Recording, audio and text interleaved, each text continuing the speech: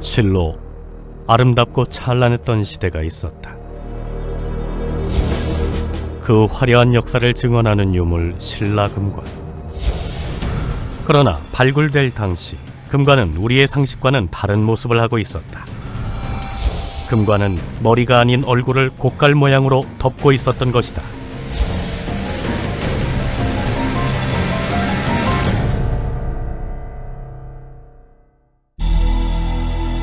(1973년) 경주시 대릉원에 있는 천마총에서 역사적인 발굴이 이루어졌다. 1500년 동안 땅속에서 침묵하고 있던 유물들, 그 속에서 신라 황금 문화의 정수를 알 수 있는 금관이 발견된 것이다.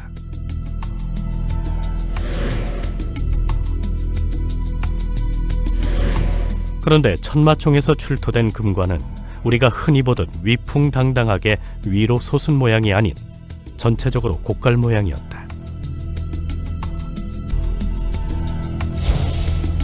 그렇다면 금관의 원래 형태가 이런 고깔 모양이었던 건 아닐까?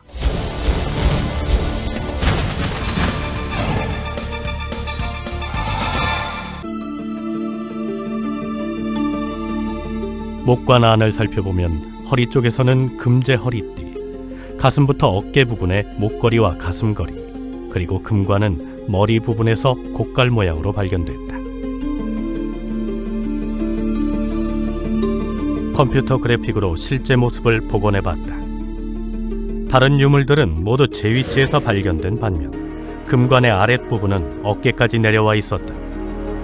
피장자 얼굴 내지 머리 전체에 금관을 덮어서 무덤 속에 넣었다는 것을 알 수 있다. 다른 왕릉에서 금관이 발견된 모습 역시 동일했다. 금관은 피장자의 턱 밑까지 내려와 있었고 고깔 모양을 하고 있었다. 1926년 발굴된 서봉총 금관도 천마총, 황남대총 금관과 똑같은 모습이었다. 결국 금관은 얼굴 전체를 고깔 모양으로 감싼 채 넣어졌던 것이다. 공통적으로 보이는 금관의 출토 형태는 대체 무엇을 말해주는 걸까?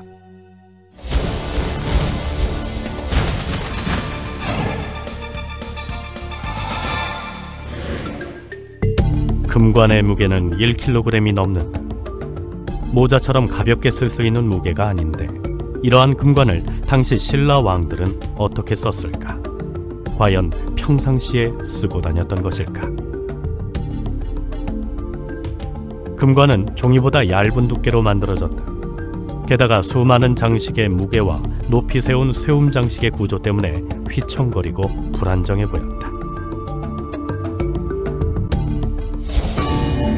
실제로 금관을 쓰려면 세움 장식을 고정시키고 안에 모자를 써야만 겨우 금관을 머리에 쓸 수 있다. 또한 금관과 함께 출토된 유물들을 살펴보면 금관은 일상적으로 착용하지 않았다는 걸 알 수 있다. 무려 4kg에 이르는 순금 허리띠, 치렁치렁한 장식과 무게 때문에 실제로 허리에 차고 다니기엔 매우 불편했을 것이다. 피장자의 발 위치에서 발견된 금동 신발은 크기가 무려 342mm. 한국인 성인 남자 평균 발 크기를 고려하면 금동 신발 역시 실제 신던 신발이 아니었다는 걸 알 수 있다.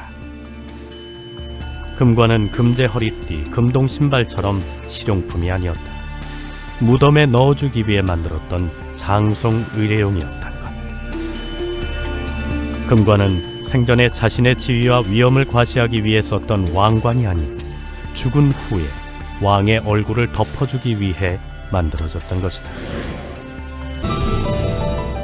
황금 문화를 꽃피웠던 신라.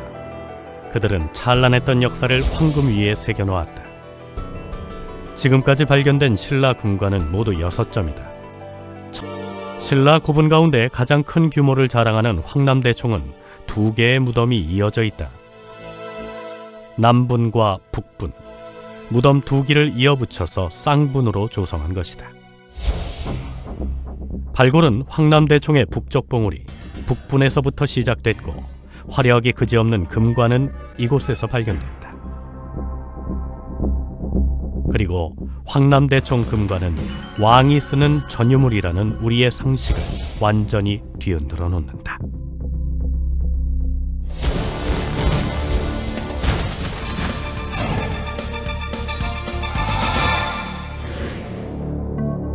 고분은 황금의 지하 궁전에 있었다. 무덤 안에서는 금관과 함께 화려한 황금 유물들이 쏟아져 나왔다. 남분에서 출토된 금제 환두대도, 지배자의 상징인 환두대도가 출토된 것으로 봐 남분의 주인공은 왕으로 추정된다. 고분 안에서 치아가 발견됐는데 분석해본 결과 무덤의 주인공은 60대의 남자로 밝혀졌다.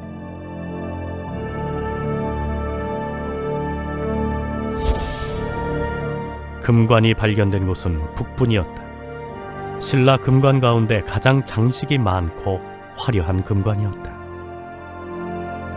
금관과 함께 출토된 허리띠에는 금관의 주인공을 추정할 만한 단서가 있었다. 부인대, 즉 여자가 사용하는 띠라는 뜻으로 황남대총 금관의 주인공은 왕비였다.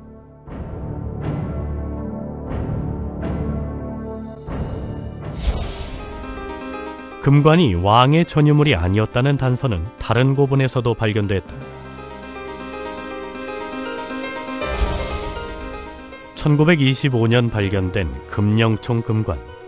다른 금관의 지름에 비해 4cm나 작다. 한국 성인 남성의 평균 머리 크기에 비교하면 작은 편이다. 경주 교동에서 출토된 것으로 알려진 교동금관. 이 금관 역시 어린 나이용으로 밝혀졌다.